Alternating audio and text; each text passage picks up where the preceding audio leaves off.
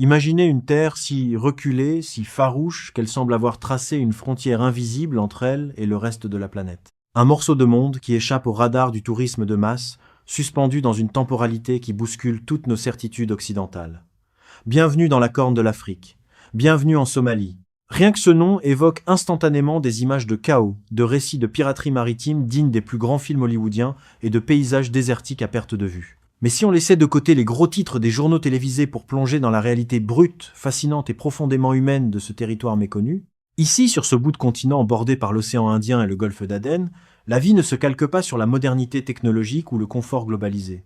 Elle obéit à des règles millénaires, dictées par la survie, la géographie et des structures sociales d'une puissance insoupçonnée. C'est un voyage hors du temps que je vous propose aujourd'hui, une immersion totale dans une culture de l'extrême où les traditions ancestrales défient parfois notre propre logique, qu'il s'agisse de la polygamie généralisée ou de coutumes matrimoniales hautement débattues comme le lévira. Pour comprendre la Somalie, il faut d'abord effacer nos repères géographiques habituels et imaginer une immensité de près de 750 000 km². C'est une superficie bien plus vaste que celle de la France métropolitaine.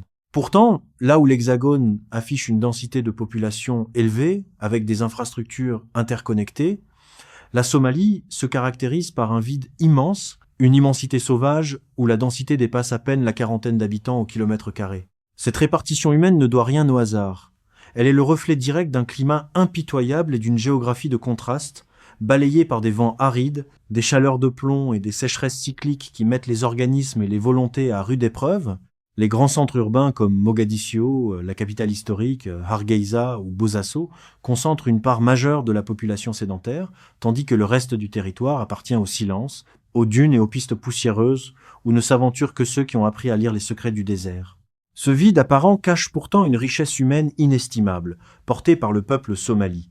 L'identité de ce pays est viscéralement liée à sa structure clanique. Oubliez les notions occidentales d'administration centralisée ou de parti politique traditionnel. En Somalie, le clan est tout. Il est à la fois votre assurance sociale, votre système judiciaire, votre repère identitaire et votre passeport pour la survie. Les grands ensembles claniques, qu'il s'agisse des Darod, des Hawiyés, des Isaac ou des Rahanwen, quadrillent le territoire et régissent les aspects les plus intimes comme les plus stratégiques de l'existence. Ce sont ces clans qui gèrent l'accès aux puits d'eau, essentiels dans ces contrées assoiffées, qui négocient les alliances territoriales et qui arbitrent les conflits selon un code d'honneur et des dynamiques de solidarité que les influences extérieures n'ont jamais réussi à briser. Cette organisation sociale trouve sa plus pure expression dans le nomadisme. La Somalie est fondamentalement l'un des pays les plus nomades de notre planète. Pour des millions de personnes, posséder une maison en dur, ancrée au sol, n'a aucun sens. S'installer de manière permanente équivaudrait à une condamnation à mort pour les familles et leurs précieux cheptels de chameaux, de chèvres et de moutons. Être nomade ici, c'est embrasser le mouvement permanent, calquer ses pas sur le rythme des saisons et guetter la moindre goutte de pluie capable de faire verdir un pâturage éphémère. Pour répondre à ce besoin vital de mobilité, le génie somali a donné naissance à la Khal. La Khal, c'est bien plus qu'une simple tente. C'est un chef-d'œuvre d'architecture nomade, une habitation temporaire conçue pour être montée et démontée en un clin d'œil. Faite d'armatures de bois flexibles, de nattes de roseaux tissés et de textiles superposés pour faire barrière au soleil de plomb et aux tempêtes de sable, cette structure légère se transporte facilement à dos de chameau. En quelques heures, tout un campement s'efface sans laisser d'autres traces que la cendre d'un foyer, témoignant d'une symbiose parfaite entre l'homme et un environnement qui ne pardonne aucune erreur. Mais ce nomadisme pastoral n'a pas empêché la Somalie d'être, depuis l'Antiquité, un carrefour commercial maritime majeur, une passerelle stratégique entre l'Afrique, le monde arabe, la Perse et les Indes. Des ports mythiques comme Mogadiscio, Berbera ou Merka ont vu transiter pendant des siècles des cargaisons d'encens, d'épices précieuses, d'ivoire et d'étoffes de soie. Mogadiscio, que l'on surnommait autrefois la perle de l'océan Indien, s'enorgueillit d'être l'une des plus anciennes villes habitées du continent africain. Ces pierres racontent une histoire millénaire où l'architecture swahili se mêle aux influences arabes et aux vestiges de la colonisation italienne. Se promener aujourd'hui dans ces marchés vibrants, c'est respirer un parfum d'histoire où la résilience des habitants transcende les stigmates des conflits récents. Cette position stratégique a fatalement attisé les convoitises au cours des siècles passés.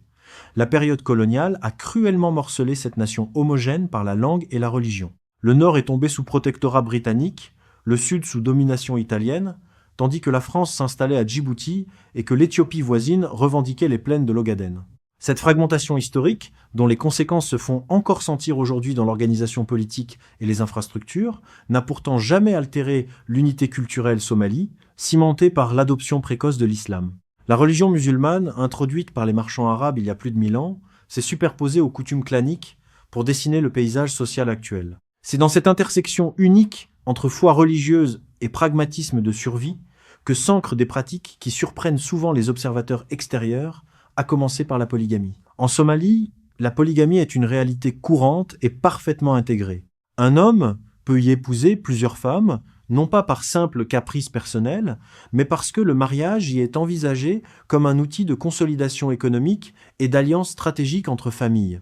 Plus un foyer est élargi, plus il dispose de bras pour s'occuper des troupeaux, cultiver les terres arides et assurer la sécurité du groupe.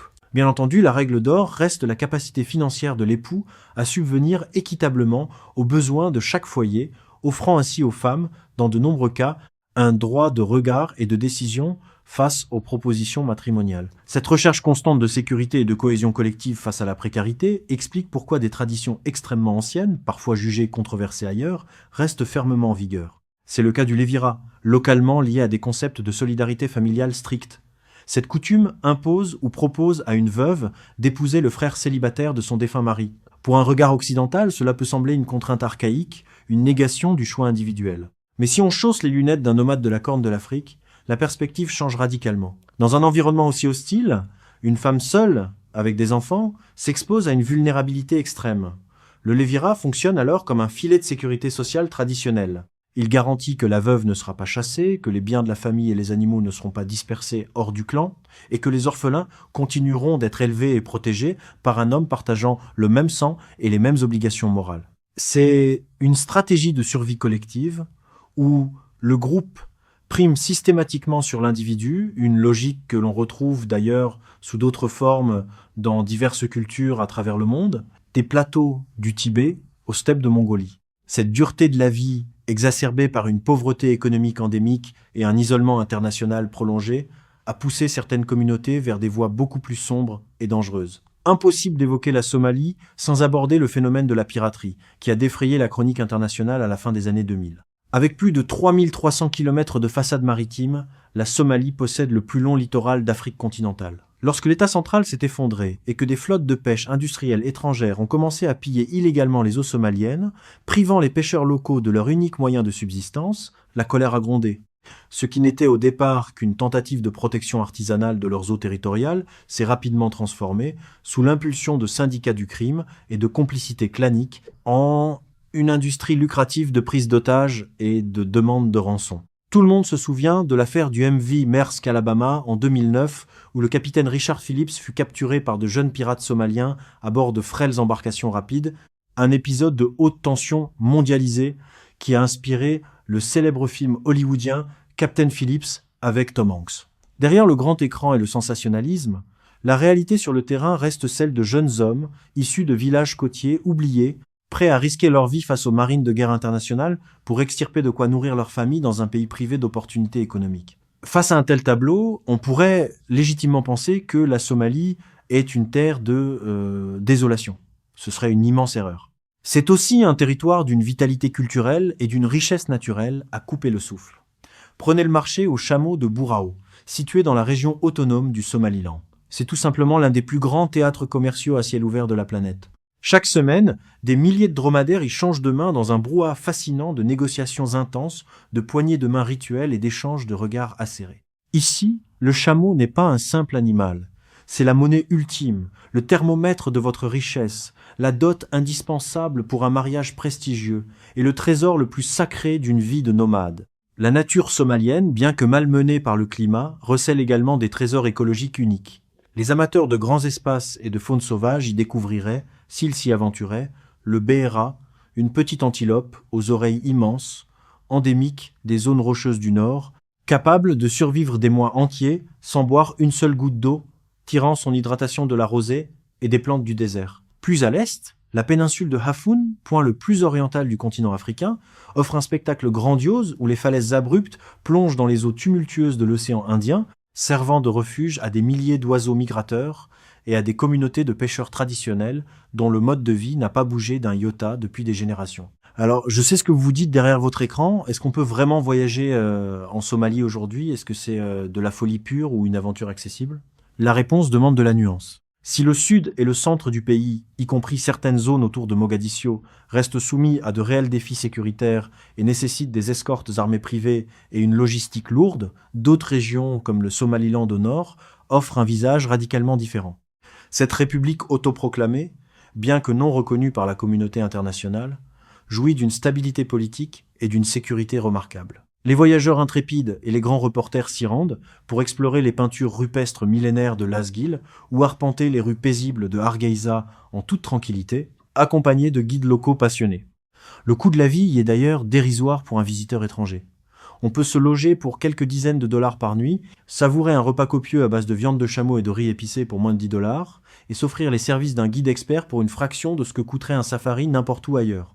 Afrique, c'est le prix à payer pour l'authenticité absolue, loin des sentiers battus et des circuits standardisés. La Somalie est un miroir tendu à notre propre modernité, un rappel brutal mais salutaire que la résilience humaine, l'organisation collective et la fidélité à des racines profondes permettent de traverser les tempêtes les plus violentes de l'histoire et du climat. C'est une terre de contraste absolu, où la poésie orale, art majeur de la culture somalie, côtoie la dureté de la survie quotidienne et où la beauté sauvage des paysages panse les blessures du passé. Un voyage mental et culturel dont on ne ressort pas tout à fait indemne et qui nous force à redéfinir notre perception du monde et de la liberté.